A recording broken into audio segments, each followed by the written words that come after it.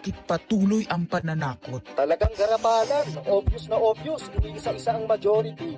Bakit may panggigipit? Pinakakasuhan ng Ombudsman si Senator Rodante Marcoleta ng plunder at indirect bribery.